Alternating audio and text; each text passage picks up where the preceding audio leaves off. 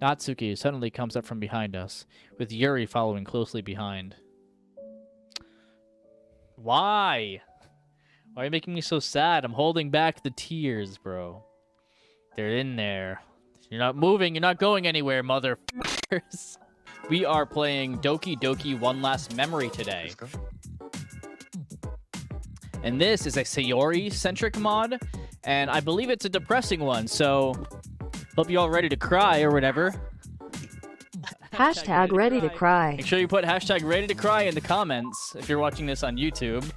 Please enter my name. All right, what are we naming MC? Dokus. Dokus Literature Club? I lift the covers from off my body and sit up in bed. I stare at the wall for what seems like hours, only for my alarms to go off. I see a few text messages from Monika, reminding me that the Literature Club is always here for me. I don't dare scroll down my contacts list. Her number is still saved and I don't want to remind myself of her. But I guess I'm thinking of her now, aren't I? I get up from bed, walk downstairs and into the restroom to get ready. Oh.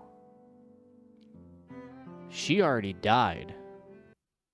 Shit, man. This really is just... Oh, no, dude. Fuck you. Fuck you, dude. You're really doing this to me? Everything is gray because this song is about coping with the loss of a loved one and how that can feel. As I walk out my door, I nearly stop out of pure instinct. Yep. I have one more class to get through and I can finally go home. I think that, but I simply can't find the motivation to move. I place my head down on the desk and rest my eyes. Just leave me alone already. Hey, Dokus. I hate this. I hate that its name is Dokus. She always believed in you, and from wherever she is now, she still does. I stay silent. What would she say? Oh. It doesn't matter what she says because she isn't here, Monika. She'll never be here again. How the hell am I supposed to live with myself knowing that I killed my best friend? You didn't kill her. Don't bring yourself down like that. This was out of your control. Yeah? Well, how would you feel if someone killed themselves over something you said? Monika looks to the side, as if trying to find the right words to say. I'd feel horrible. But that's not... Case closed. Can you stay here with me? I could use some company. New sprite. Natsuki blinks a few times, clearly shocked by my request. Yeah, sure. Only because I'd probably appreciate the same thing if I lost a friend. You did?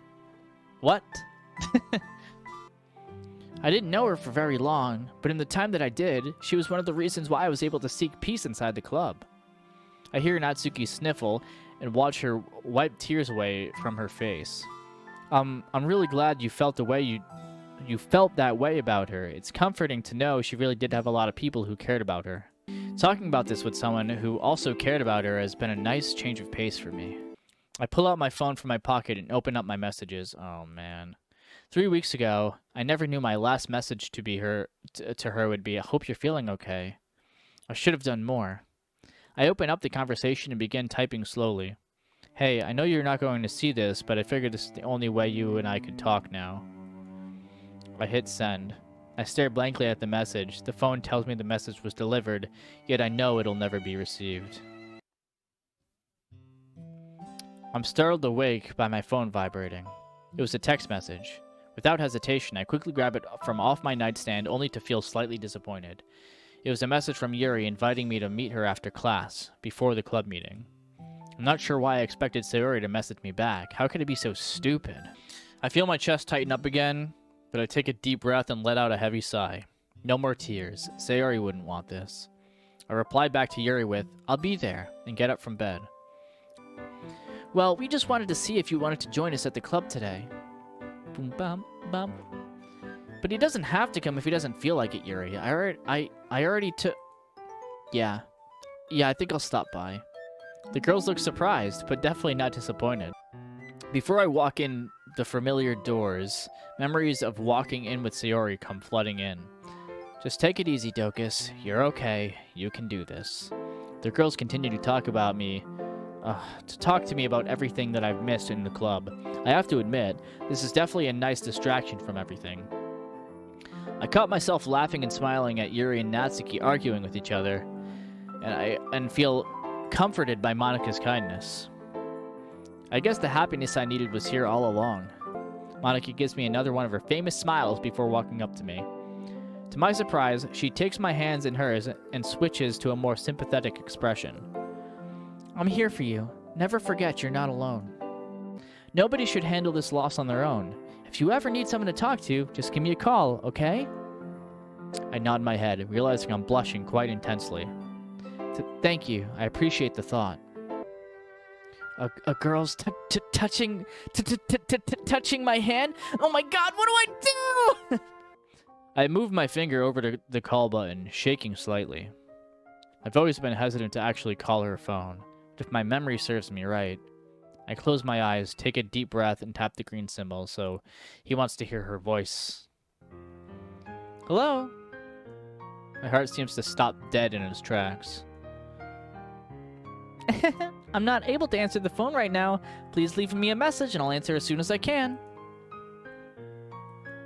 A tear rolls down my cheek and accidentally hits the end call button. I take a deep breath and sigh. It was nice to hear your voice again. Yeah. It's fucked up. It's fucked up. You're not supposed to make me feel things. As I reach for the cupboard and grab some potato chips, I'm startled by a few short knocks on my door. Huh? Who could that be? Natsuki and Yuri? I walk over to my door and slowly crack it open. Can I help you? Hey, Dokus, may I come in? Monika walked into my house and takes a look around. I blushed lightly. I wasn't exactly able to clean this place in advance, not to mention having one of the most popular girls at school over. At my place. Alone. Her and I. Okay. I want to know if she really made an impact on people's lives. Well, I mean, of course she did. She was my vice president for a reason. She always brightened up the room we were in, just with her personality alone. I never would have guessed she had mental issues. I would have tried to help her if I could. What? Wait, what? You never would have guessed that she had mental issues? Am I missing something? This must mean Monika has zero power in the game. Zero. She doesn't know anything in this mod. The universe is too big for there not to be another form of life out there. Right? I'm fascinated by it. A multiverse, with multiple possibilities and outcomes all playing out in their own worlds. Ellipses. And I get to live in a world where my best friend is gone. If it makes you feel any better, I'm always going to be here for you. She places her hand on mine, and for some reason, I don't feel as comforted by it as I did a few days ago. I quickly move my hand away and stand up. Hey, Monika, it's getting late. You should head back home. Oh, okay. She explodes. Monika gives me a shocked look before adjusting her blazer and bow. Why are you afraid of being close with others? What? I'm not. Why are you afraid of being close with others? I said I'm not. Didn't you hear me? Why are you afraid of being close with others? Because you're afraid of losing them. It's just a natural defense mechanism. What is this? You're afraid of hurting yourself. Right. Stop! You're afraid of the pain people bring you. And you're afraid of hurting others. I just don't want to lose anybody again. I don't want to hurt anybody like I hurt Sayori. What's so wrong with that? I killed her. Sun, sunlight. Light. What is light? Light makes things shine. Her eyes, they shine. Light makes her eyes shine. In death, there is no light. Just darkness. What is darkness? The opposite of light? A shadow? Darkness dimmed her eyes. Darkness is what took her away. I was her darkness. She was my light. Hey, that's a good poem. Before I open up the club doors, they swing open and nearly smack me in the face. Okay. This isn't what I joined the club for. You're all just a bunch of idiots. Natsuki storms out of the room, with Monika following after her. Yikes. Yuri's sitting at the desk with her face in her hands. I can't do this. I can't do this. Hey, what's going on? She lifts her face from her hands, her eyes full of tears. This is from the Salvation mod. The song. Dokus, I'm sorry. I didn't mean for you to see all this. You're talking as if this was your fault. Because it is. I'm the vice president now. I'm supposed to handle these things just as well as... Her voice trails off. I'm sorry, Dokus. No, don't be. It's okay. What exactly happened? She sniffles and rubs her eyes. Well, Monika and I thought that we should host some sort of reading session where we read excerpts from our favorite novels. Monika stated that it must be from a normal novel, to which Natsuki began to argue. I tried de-escalating the situation by saying mangas are hard to visualize due to their reliance on images, but she just wouldn't have it. I just feel like I should have done something different to calm her down. Guilty? You feel guilty? Yeah, I guess I do feel guilty. I stay silent. How am I supposed to help someone through this kind of feeling when I can't even help myself with the same dilemma? Jesus, that shaking is like getting me every time. I'm like, what is happening? Yuri suddenly fidgets in her chair and grabs her arm. Uh-oh. Has it become clear to you? What has? This club is falling apart without her. This club won't last without her. Yuri stands up, her eyes now wide open. I have to get going. Excuse me. I stand alone in my room, completely dumbfounded. The silence was only broken by the sounds of other students walking past the open doors. Well, would you like to go outside to get some fresh air? Okay. Yuri sighs and walks close to me. I'm absolutely certain she's not used to having to hold the responsible role in social situations. I was always seen as strange by everyone else. My fascination with horror and similar subjects usually scared people away. I always enjoyed expressing myself and my emotions through writing, and showing off what I'm passionate about. Nobody really seemed to care about that side of me until Sayori came into my life. She encouraged me to write more, encouraged me to express myself in ways that made me feel happy for the person I am. Don't hide your true self, she said. Take what makes you, you, and wear it with pride. Now that she was taken from us in one of the worst possible ways, it's hard to believe her own words she spoke to me. But deep down, I know she really did mean that. And I know that she tried very, very hard to believe that herself. I always think about her, Dokus. I always think about her kind words to me. Sayori, I know you probably don't want to be remembered. You want to be forgotten, out of people's minds and lost to time. She began speaking as if Sayori were here listening to her. Sorry to disappoint you. Your words and kindness are staying with me for the rest of my life. My lips quiver as Yuri closes her speech with a slight sniffle. Ooh, I'm sorry, Dokus. I didn't mean to make you cry. No, it's okay. That was incredibly nice to hear, and very kind of you to say. Unfortunately, I think that today's club meeting is cancelled. I guess I'll be heading home. Alright, we'll take care. I cut her off by giving her a light hug. She whimpers softly in shock, but doesn't object. She slowly wraps her arms around me, completing a puzzle of two humans sharing the despair of losing a friend. Even in death, you brought us closer just like you said you would, eh, Sayori? Well, that's nice. I'd like to talk to you all. Ever since Natsuki left the club, I felt wholeheartedly responsible for everything that has happened. I know it's only been a few days, but without a fourth member, I have no choice but to shut down the literature club. Yuri looks down at the floor, her hands clenching her skirts tightly. Monika? What is it that you're holding in your hand? I look over to see what she's talking about. A rose? Monika suddenly runs out of the club room. She was the one leaving the roses this whole time? Oh, I see. So, if you had the ability to bring someone back, would you take that chance? I mean, it depends on what the catch would be. Playing God, Dokus, that's the catch. So many things could go wrong. Knowing this, and still presented with the opportunity, would you bring her back? Of course I would. What I wouldn't give to hold her in my arms again. Monika nods and caresses the rose in her hand. A reset button would be very appropriate as of right now, wouldn't it? Yeah. What if someone offered you that power? I look at Monika curiously. Why is she bringing all this up? These questions are getting very existential. Have you visited her grave ever since the funeral? I'm taken aback by her question. I don't think I ever have. It never came to my mind. Not recently. Why? Let's pay a visit. Do you mind going? I gulp.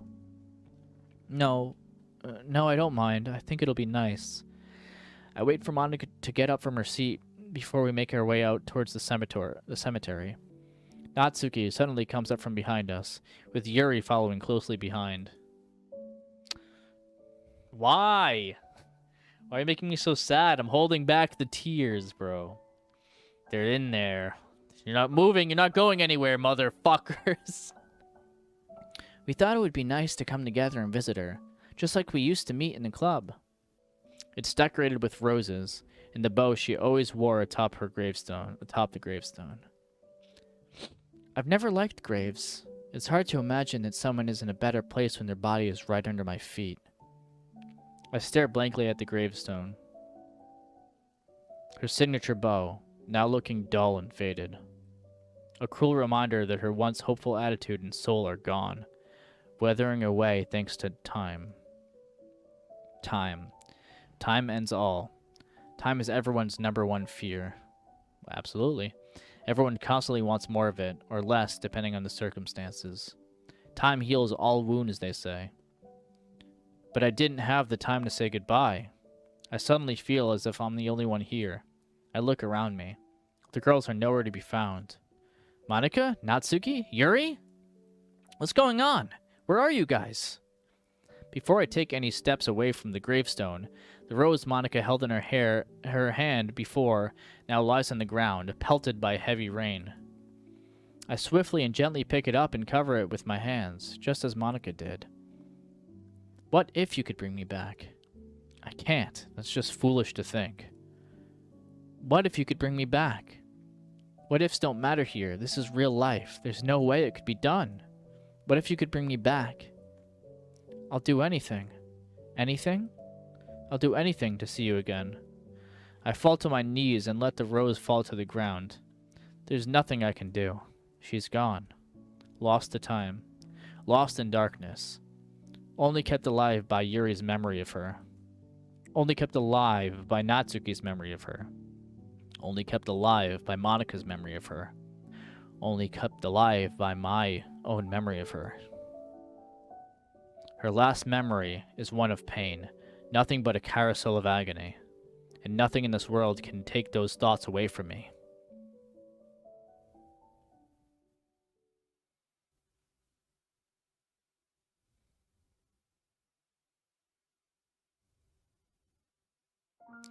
I slowly walk backwards.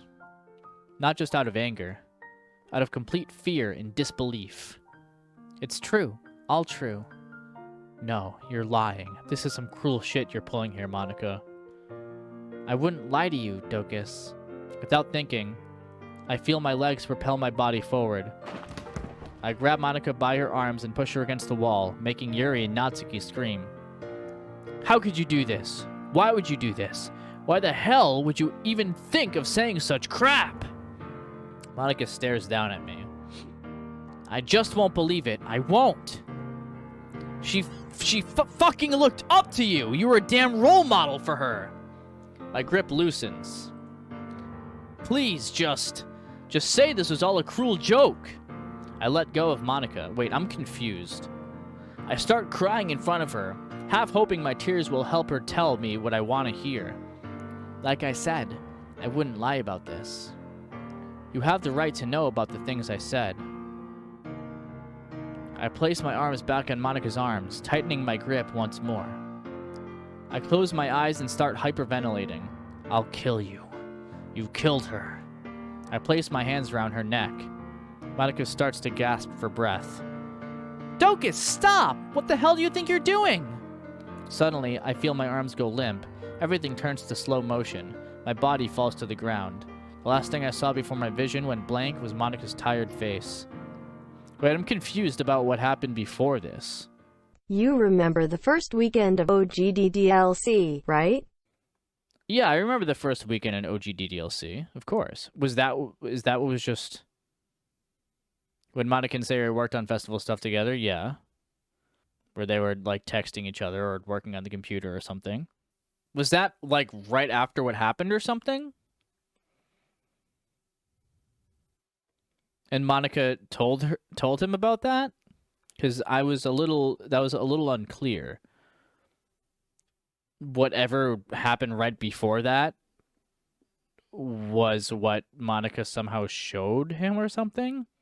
With, like, that Monika existentialism stuff, but I don't know. I was a little confused by that one. I'm in bed, my own bed. I recognize the feeling of my own sheets before opening my eyes. I sit up and rub my head. Was that all a dream? I hear a knock at my door, frightening me awake. Come outside. All right, voice in my head, whatever you say. I never thought this whole consciousness thing was real. I always thought it was a thing done in cartoons. But maybe I am going insane. Oh well, I'll play along.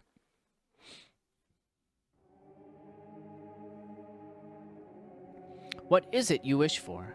I'm not sure what I want. Do you wish to see her again? Of course. I walk outside, my vision being supported by a full bright moon.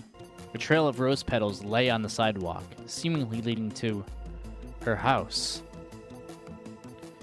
What the fuck are you doing, Giz? What the fuck are you doing? What's going on? I'm a bit more freaked out, rather than saddened by this realization. I slowly walk forward, counting each rose petal as I go. What do you truly want? I want to live the rest of my life as if nothing ever happened. Are you running away from your problems? No, it was never that. I just wish I didn't have to feel responsible for her death. It was never anybody's fault in the end. Things weren't meant to play out this way. But you have a chance to make it right again. Will this be your way of feeling happy? I don't know. How is anybody supposed to know that? You know what makes you happy? Only you yourself can know that. I'm here. Her front gate is open, and I hear a strange noise coming from inside. Her room is exactly the way it was left since the day I found her. A song is coming from a radio on the desk, explaining the noise from earlier. I take a look around the room, letting the bittersweet aroma fill my nostrils. Everything still smells just like her. I freeze when a slight creak sounds behind me. Hey, Dokus? I gasp. Dokus? She's got a bruise on her neck. A cold chill rushes over me. Sayo, you don't have to be upset anymore. I'm right here. I felt two arms wrap around me. I feel a head rest on my shoulders. Wait, what? Was she alive? The whole time? I don't think so. That can't be right. Shh. I don't want you to be afraid. Everything is okay. I'm right here. You have me now. I slowly drop down to my knees. Tears are rushing out of my eyes, and I begin to sob loudly. Don't hate yourself. You'll always be your own worst enemy, but you can change and become your own best friend. You'll always be able to rely on yourself. Be true to yourself. Don't let your past define who you are now. Be kind to yourself so you can be kind to others. And don't be upset, Dokus. We're finally together again. I feel warm lips against my cheek. I reach over and brush her face gently, her skin soft and warm. Sayori? Am I? Sayori puts her hand over mine, and I can't help but rub her palm gently. Everything is okay now. You don't have to worry about anything anymore.